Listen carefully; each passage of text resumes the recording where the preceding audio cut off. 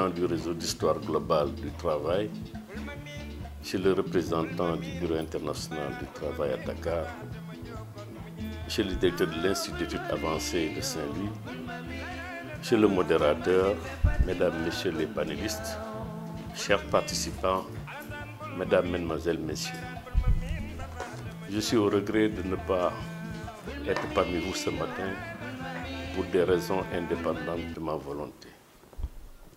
Monsieur le Président, la note conceptuelle de cette conférence nous rappelle que depuis 2000, des pionniers dans le domaine de l'histoire du travail ont mutualisé leurs énergies dans le but de créer des forums de recherche visant à promouvoir des études savantes en matière de processus de travail. Il est heureux de noter que cette année, cette conférence est ouverte aux chercheurs en sciences sociales, géographes, littéraires, philosophes, historiens, juristes, économistes, anthropologues, etc. et aux professionnels syndicalistes et aux institutions qui s'intéressent à la question du travail dans le monde. C'est donc avec un réel plaisir que je participe ce matin, en ma qualité de secrétaire général de la Confédération nationale des travailleurs du Sénégal, à la 3e conférence internationale du réseau d'histoire globale du travail. Par ma voix, la CNTS tient à remercier très vivement le réseau pour nous avoir impliqués dans l'organisation de ce grand événement en qualité de partenaire stratégique. Nous vous félicitons surtout pour avoir initié ce nécessaire processus de dialogue entre chercheurs universitaires, institutions, syndicalistes, tous interpellés par la question complexe du travail. Ma satisfaction est également réelle pour 2 raisons. D'une part, du choix porté sur Saint-Louis du Sénégal, première capitale du Sénégal dont l'importance et le rôle dans l'histoire du travail au Sénégal et en Afrique, de façon générale, ne sont plus à démontrer. Et d'autre part, par l'actualité et la pertinence du thème général de la conférence pour accompagner la réflexion et les échanges scientifiques. Monsieur le Président, le travail des mutations à l'épreuve des frontières, recomposition spatiale et transformation sociale demeure sans aucun doute un thème qui cadre parfaitement avec les enjeux et défis actuels et à venir de l'humanité. En effet, la 3e conférence internationale du réseau d'histoire globale du travail se tient dans un contexte marqué par la persistance d'une crise multidimensionnelle de l'humanité en général et du monde du travail en particulier, du fait des crises financières cycliques, du développement de la pauvreté et des inégalités sociales, du développement du chômage et de l'emploi précaire. À cela s'ajoute l'absence de démocratie et de bonne gouvernance, le changement climatique, les révolutions numériques ou digitales, les migrations de main-d'œuvre, la pandémie de la Covid-19, les conflits armés, l'inflation galopante qui renchérit le coût de la vie de façon exponentielle et j'en passe. Jamais le monde n'a été aussi durement impacté par les mutations, dont la cause, il faut le noter, est strictement humaine. Dans ce cadre, il y a le secteur de la migration qui a une dimension transversale dans ses aspects politiques, économiques, sociaux, culturels, juridiques, environnementaux, exprime le mieux les contradictions de notre société. C'est dire que sous l'ère de la mondialisation, la situation des migrants n'a fait qu'empirer.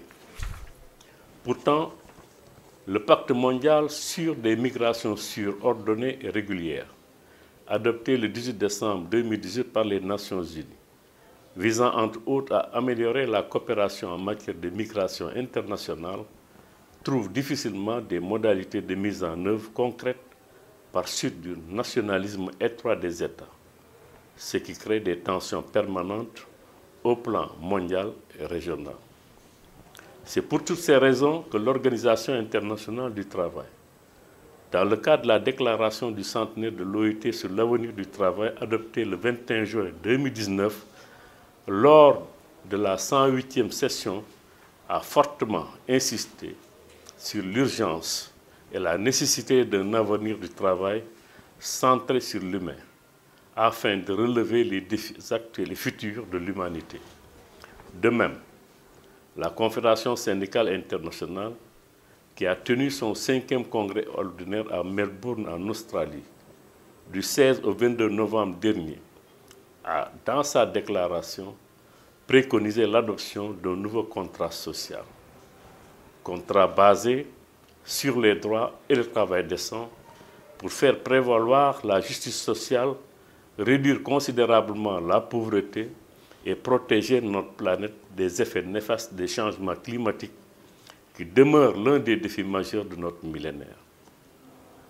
Au regard de ce contexte peu reluisant, que la guerre en Ukraine avec ses conséquences politiques et économiques désastreuses est venue rendre plus précaire la vie des travailleurs et des peuples. En effet, la tenue de ce colloque international apparaît comme une excellente opportunité pour questionner le sens du travail, c'est-à-dire de la vie. Nous osons espérer que la qualité de nos échanges sera à la hauteur des défis actuels et futurs du monde du travail. Comme nous le voyons, le monde connaît des changements profonds, à un rythme accéléré. Les certitudes sont devenues des incertitudes. Ces mutations définissent de nouveaux types de rapports politiques, économiques, culturels, environnementaux. De ce fait, les relations du travail prennent de nouvelles dimensions parce que de plus en plus le cadre de production, de consommation et de distribution au plan interne et externe se redéfinissent toujours au service du capital, du surprofit. Les forces sociales de progrès sont interpellées. Il est heureux que des chercheurs universitaires décident d'appuyer ce fort mouvement pour l'émergence d'une société nouvelle, c'est-à-dire une société à visage humain. Monsieur le Président, honorables invités, chers participants, l'objet de ma communication de ce matin n'est pas de faire une conférence inaugurale scientifique sur le thème. Je laisse cette tâche aux brillants panélistes qui ont été choisis à cet effet. Il m'a été demandé de partager essentiellement mon expérience, les acquis du mouvement syndical sénégalais et les défis majeurs à relever pour renforcer le pouvoir des travailleurs et leur organisation. Mon expérience syndicale que je voudrais partager avec vous. Après ma formation professionnelle, j'ai intégré le milieu syndical d'abord comme technicien instrumentiste, électronicien à la raffinerie de Mbaye, comme contre-maître instrumentiste à la CSP Taïba. Très tôt impliqué dans les luttes contre l'injustice, j'ai rejoint le monde syndical à l'Union régionale des syndicats de Thiès, avant de devenir en 1982 secrétaire général du syndicat de base des mines de Taïba. Ensuite, secrétaire général du syndicat national des industries extractives et de la prospection minière du Sénégal. De 1982 à 2002, secrétaire général de l'Union régionale des syndicats synthèse de Thiès, de 1994 à 2003.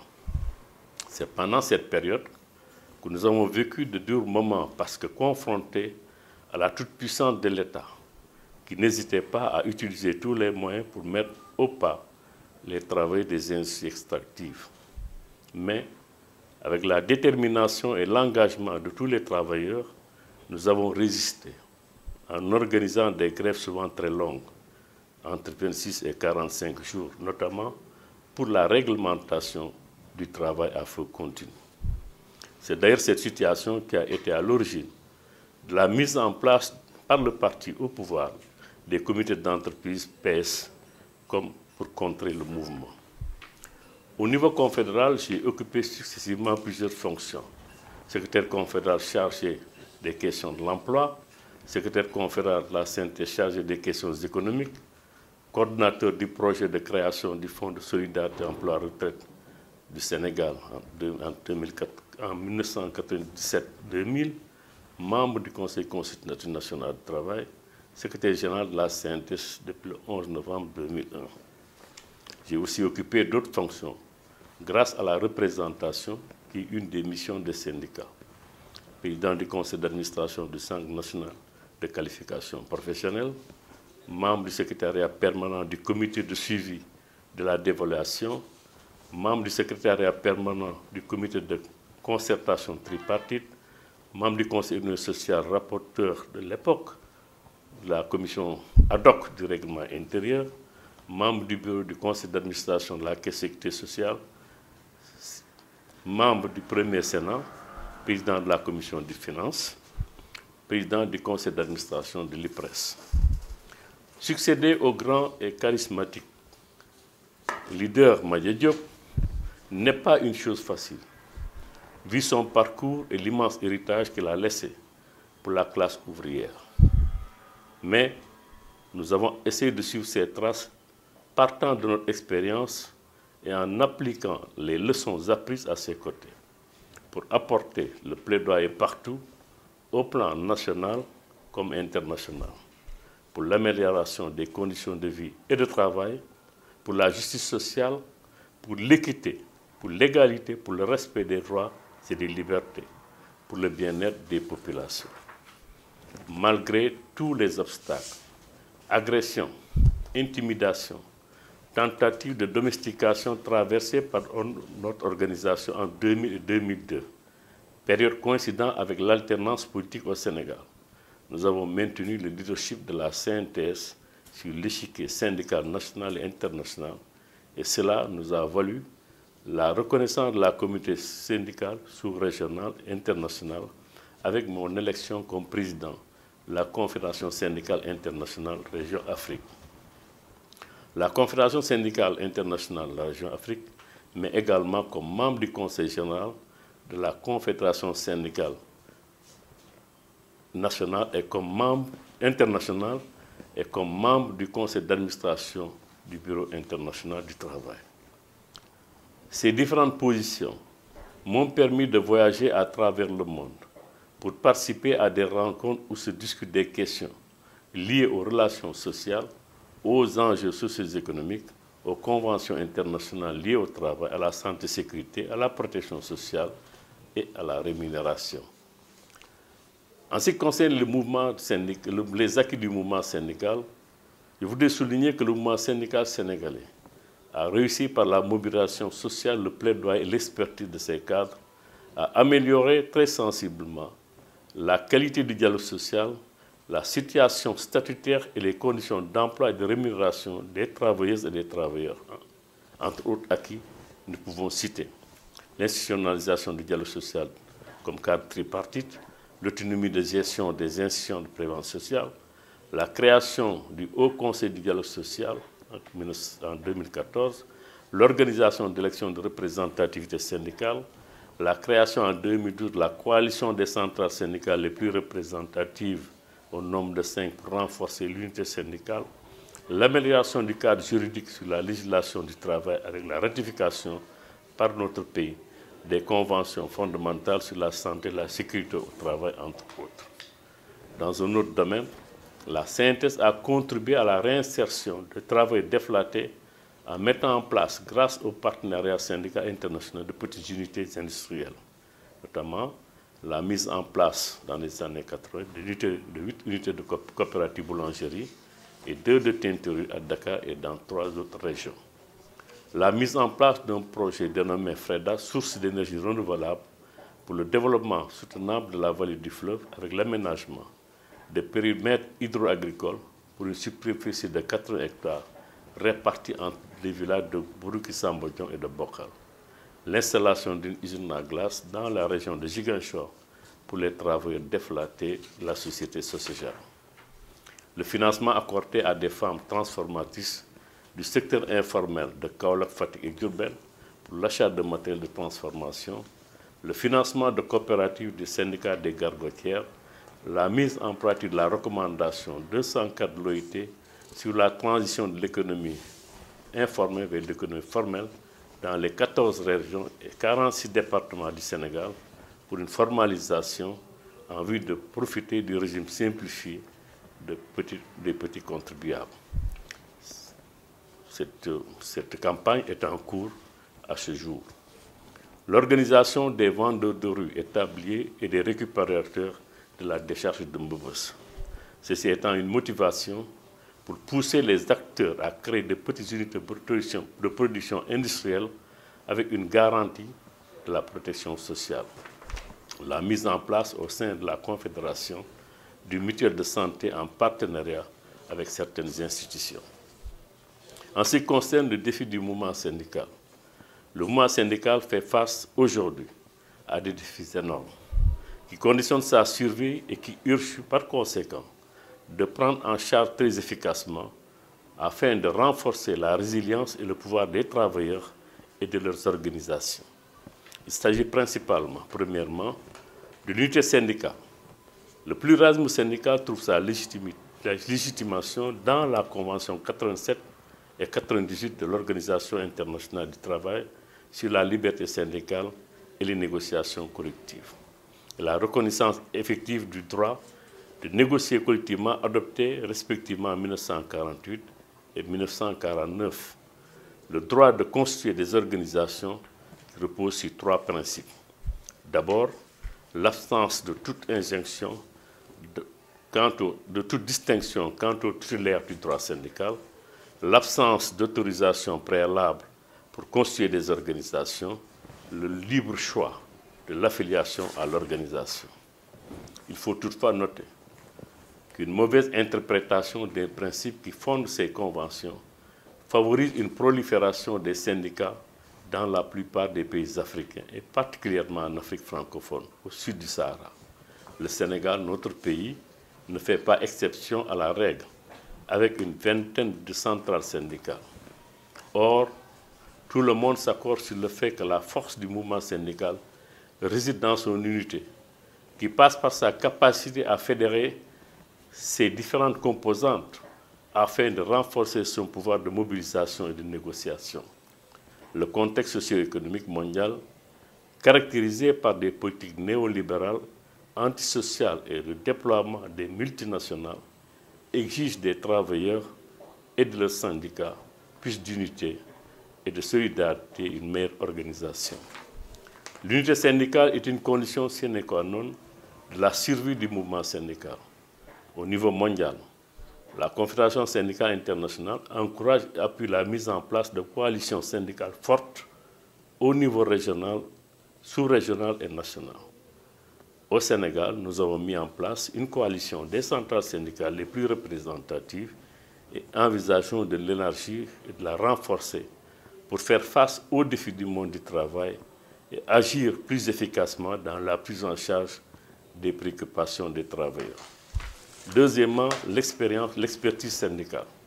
Le mouvement syndical, au-delà de la mobilisation sociale, a besoin aujourd'hui d'une expertise avérée dans tous les domaines de la vie économique et sociale pour élaborer ses argumentaires, plaidoyers, propositions et contre-propositions dans le cadre du dialogue social et de la négociation. Les enjeux et défis du monde du travail sont si immenses et complexes que la défense des intérêts des travailleurs nécessite une parfaite maîtrise technique des questions à discuter et à négocier. D'où l'importance de l'expertise syndicale. Nous devons renforcer le partenariat, nos politiques de formation et de partage d'expérience pour disposer de techniciens à la hauteur des défis du monde du travail. C'est à ce stade que nous voyons toute l'importance de bâtir des relations stratégiques entre chercheurs universitaires, organisations syndicales pour une connaissance scientifique du milieu du travail fondée sur une bonne coopération entre théoriciens et praticiens. Troisièmement, c'est contre la syndicalisation des travailleurs. L'avenir du mouvement syndical repose en grande partie sur sa capacité à se massifier afin de renforcer le pouvoir des travailleurs. Nous savons tous que les différentes crises financières, les conflits armés et tout dernièrement la pandémie de la Covid ont fortement aggravé le chômage qui était déjà endémique dans la plupart des pays. À cela s'ajoute l'économie formelle qui représente plus de 70% des emplois dans la plupart des pays en développement. La cinquième révolution technologique, révolution digitale, va très nettement modifier les relations de travail et isoler davantage les travailleurs, ce qui est déjà une réalité avec le travail et le travail des plateformes. Ce sont là des facteurs qui contribuent nettement à la désyndicalisation. Parallèlement, la plupart des emplois précaires du secteur formel et l'écrasante majorité des emplois du secteur formel sont occupés par des femmes, d'où l'urgence pour le mouvement syndical de mener des actions hardies pour inverser cette précarité et favoriser la syndicalisation des femmes afin de mieux les protéger et défendre leurs droits. Il convient de signaler aussi que les travailleurs ont besoin de construire des fortes unités, des organisations massives pour faire face.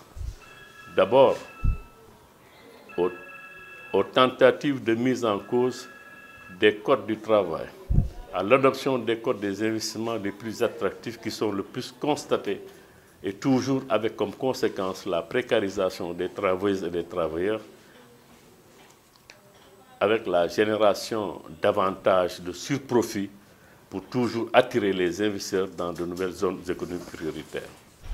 Il faut alors toujours se battre pour défendre au quotidien le Code du travail, soumis à rude épreuve par les programmes des bailleurs, et cela pose la nécessité d'un dialogue social pour faire place à l'investissement, certes, mais aussi protéger et élargir les acquis des travailleuses et des travailleuses.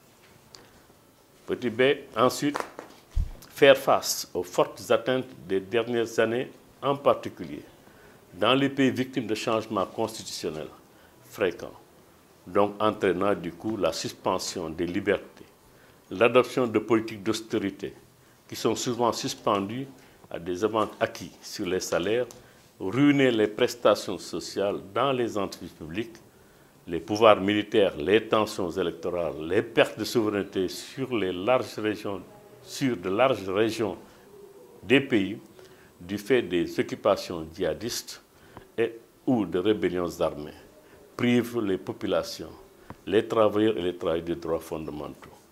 En effet, c'est dans ces régions instables que le travail abusif des enfants est le plus constaté, sans oublier les violences faites sur les femmes travailleuses. Tu sais, enfin, se mobiliser contre les licenciements abusifs mis sur le compte des difficultés économiques autorisées et faiblement encadrées par la loi. En vérité, pour que le mouvement syndical marque de son empreinte la marche du monde, l'accent devrait être mis sur la transition juste basée sur les droits, la promotion du travail décent en lieu et place de l'emploi précaire, la formalisation de l'économie informelle, la promotion des normes du travail et la lutte contre le harcèlement sous toutes ses formes, l'adoption de nouveaux contrats sociaux basés sur les droits et le travail décent, le respect des droits des travailleurs migrants, etc. Pour faire face à la crise multidimensionnelle du monde du travail et apporter des solutions idoines aux différents périls et menaces qui pèsent sur l'humanité, le mouvement syndical doit se mobiliser davantage pour l'adoption d'un nouveau contrat social qui garantit les conditions permettant à toutes et à tous de mener une vie décente et de participer à une société sans que personne ne soit laissé de côté. Tel est présentement l'objectif principal de l'OIT et des organisations de travailleurs. Ce nouveau contrat social doit intégrer le respect de l'approfondissement des droits fondamentaux au travail, la rectification et l'application effective des instruments juridiques internationaux pour un travail décent et la justice sociale, la mise en œuvre de politiques de création d'emplois décents, la formalisation de l'économie informelle, la protection sociale universelle, l'élimination des violences et du harcèlement en milieu de travail, le renforcement du dialogue social, la protection des droits des travailleurs et des travailleurs des plateformes numériques et la formation tout au long de la vie. Ces défis sont multiples et la tâche loin d'être aisée. Les raisons qui fondent l'existence des organisations syndicales, à savoir lutter pour l'amélioration des conditions de vie et de travail, dans un monde juste, dans une société humaine, montrent qu'il n'y a qu'un choix, s'organiser, lutter à côté des peuples exploités, opprimés et menacés. Je vous remercie de votre aimable attention.